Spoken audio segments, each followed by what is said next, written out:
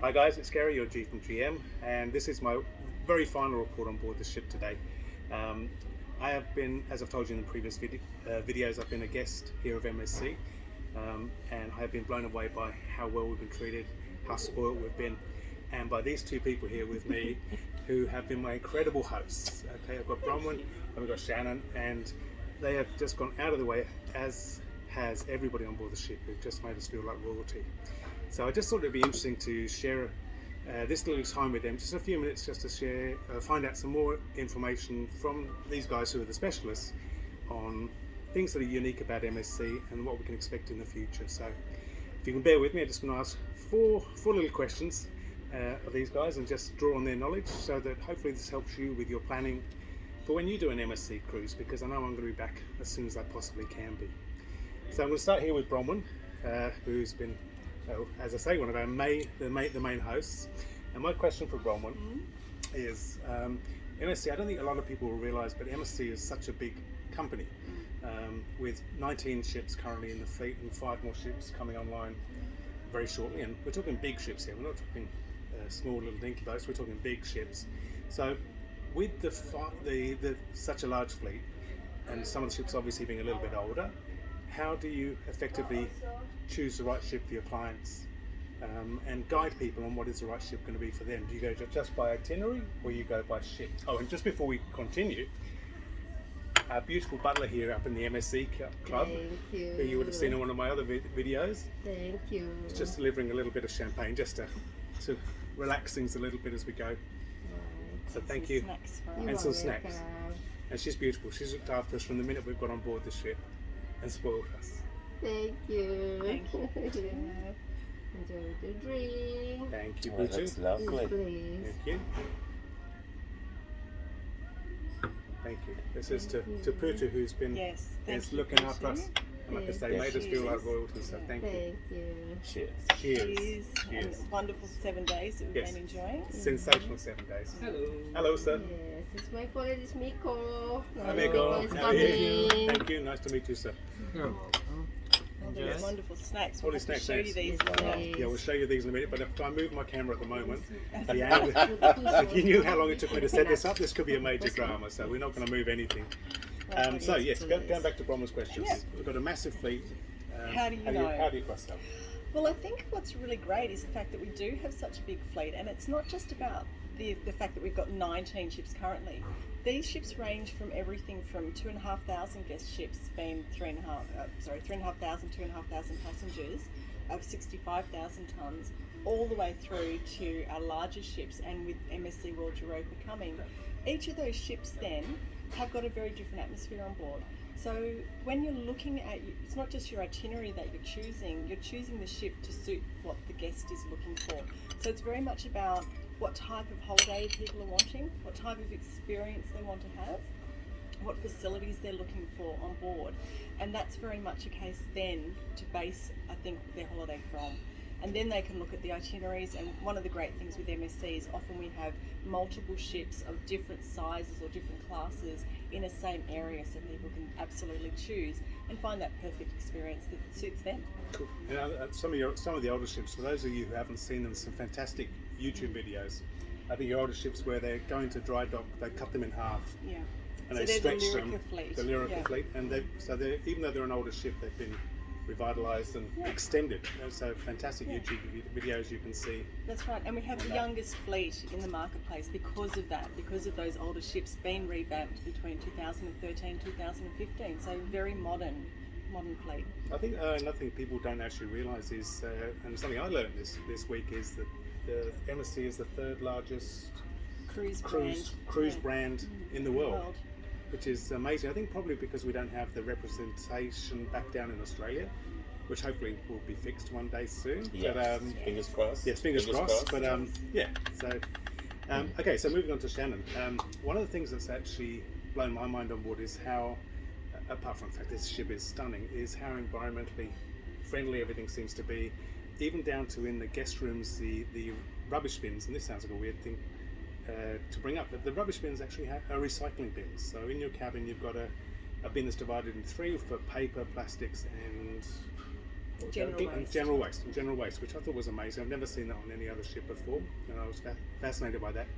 So maybe Shani, you can tell us about MSC course. and the green Look, one.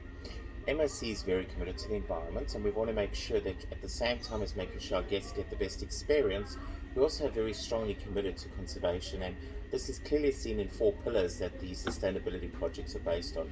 The first is our people, which obviously is education programs. While 80% of our staff are on board, recently at the end of 2020 when we did the single-use plastic program, it was also educating those people on board about the importance of recycling. So it starts with the staff on board. The second pillar, of course, would be your place. So wherever we go as a cruise and we dock, we focus on local produced products, and the reason for that is we're trying to limit the amount for transportations, for emissions in the environment, keeping it close to the ship.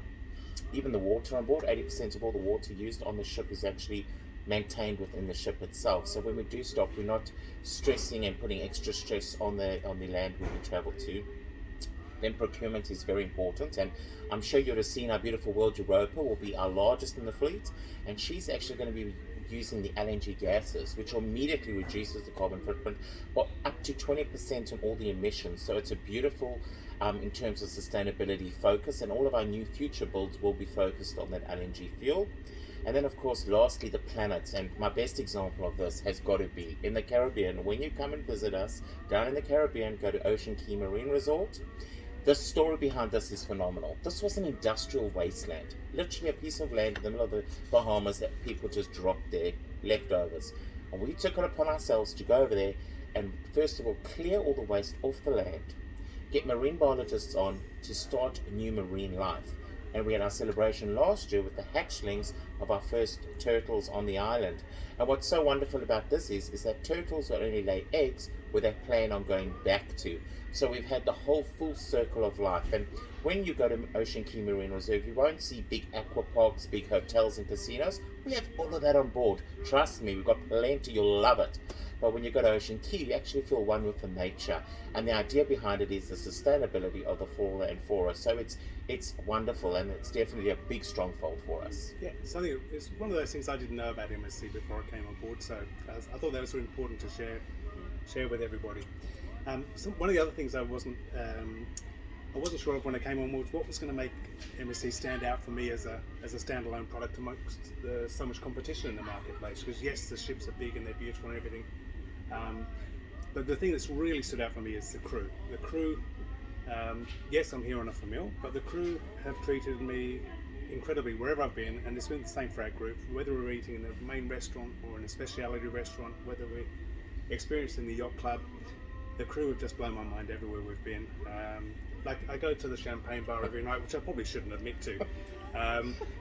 You've kept them working. I've kept them. Yeah. Cheers to Cheers to that. Yeah. Cheers to that.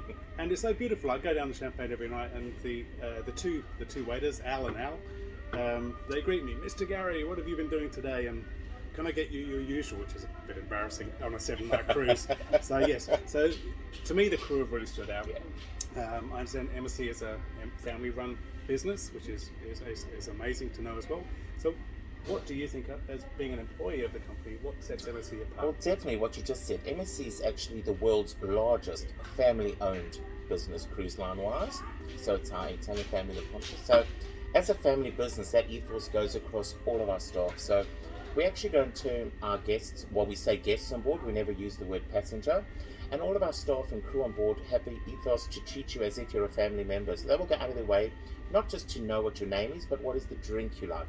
If you go to a restaurant and no particular person prefers to have the focaccia over the brown, they'll bring them and ask you, would you like another one? So I think that is really something unique with us, and I think that goes on that. And in terms of the other cruise lines, what I do love about MSC is, yes, we are European, and it's wonderful because it just gives you a different flavor, and you want to travel to experience different cultures and experiences, and on MSC you will get that. You will get the different culture, you will get the different experience, and that to me makes this cruise line one for people who are more adventurous, who are more seeking something that's a little bit different to the norm, but at the same time you're guaranteed of all the privileges and the luxuries of your standard cruises. So it's really worthwhile that way. Yeah, it's actually really, really special. So, bringing me back to Bronwyn, and I promise it's only going to be 4 questions. So this is the fourth and last question, and this is a little bit personal because for those of you who do follow me, you know that I've got a group next March, sailing with MSC on the brand new Europa from Dubai all the way through to Italy. Beautiful, about 18 absolutely sensational beautiful. nights. Yeah. And having been here this week in the Middle East, seeing what the Middle East has to offer as a destination was something I wasn't really expecting. Yes, I was blown away by Doha. What a sensational city that is. And next year we're going to be doing some more ports like Muscat and Saudi Arabia, places that I would never normally think to go as a tourist on my own, but I'm really looking forward to sharing that experience with people on our group. So, Yes. long-winded way of getting around to it. My question is, MSC Europa is coming into the fleet this November. Yes, World Europa, yes. There's little drips of information coming out which are very exciting at the Yes. moment. What do you think Europa is going to do to the MSC brand, and what extra is it going to give to MSC as a whole new style of ship? So yes, she's a brand new class. So MSC World Europa will be the first in the world class, and so when she's launched, going to be our largest ship, sitting at 205,000 tonnes. What couple of the aspects of what this brings is, with the larger the ship, the more variety and choice that enables us to provide guests. It can be something as simple as there's going to be 19 different categories of accommodation. We've introduced on this ship some new categories that we don't offer on any of the other ships in our fleet, such as our interior promenade. So on this ship we have a Y-shaped aft. You have to say that. You've got to be very careful here. Say that. This, which means that there's an area towards the back of the vessel where it's got an opportunity for people who may not want to have the balconies facing seaward. They can actually have an interior. So it's, again, from a price point, a different atmosphere. Another aspect we have is something called an infinity balcony. What this means is that within the size of your stateroom, you've actually got the balcony incorporated. So it's a full floor-to-ceiling glass, and it slides down to make a glass balustrade for you. So you can have that option of that extra space and using that. And again, it's a different price point from having what you would think of normally as a balcony. So there's things like that. We also means that we can incorporate new venues, more variety. The ship is very much the destination. So while you're visiting all these phenomenal places, as we've seen, we're torn sometimes between what we can explore and see ashore, and then also to experience and really have a great time on board. And everyone likes to do something a little bit different. Not everyone likes to do the same thing. You like the champagne lounge. Others of our group have been on and they love the Bellissima lounge, where they do lots of dancing and salsa and all this sort of thing. So it means that the larger the ship, the more choice of lounges. And we're seeing things, as you said, dripping information, and I won't give too much away. However, we will have a range of specialty restaurants. We've got a beautiful, fresh, new food restaurant which is going to be microgreens, and so lots of fresh growing herbs that people can incorporate into their meal. If you love gin, and who doesn't love a good gin? I think that a lot of people opened up to the world of She looked at me again when she said this. And we've got a gin project on board the ship. We have our own microbrewery on board the ship. So there's lots of different things. We've also got a hidden bar. Yes. So This sounds really exciting. Yes. So there's lots of different things to enable people to have, again, not only we talking about the ships before, on one ship, a lot of choice between price points and different experiences to suit whether it's a single person travelling wanting a solo stateroom, a family going, a couple honeymooners, groups of friends as we've been. Really, you can tailor it very specifically to meet what our guest is looking for and what your clients are wanting from that experience. Fantastic. I think that's probably a really nice point for me to actually end this as well, is to say that I've come on this renewal, and I just feel I'm leaving with 15 new friends, and especially these two, who have just been so supportive to me. lovely. So I'm just going to sign off now. I'm not going to get all mushy, but I'm just going to say cheers to you guys. Lovely having you on board. we've It's loved been it. an absolute pleasure. Yeah. Thank And you. we look forward to welcoming everybody there on board as well. Yeah. Absolutely. And cheers to MSC. Cheers. Cheers. Thank you.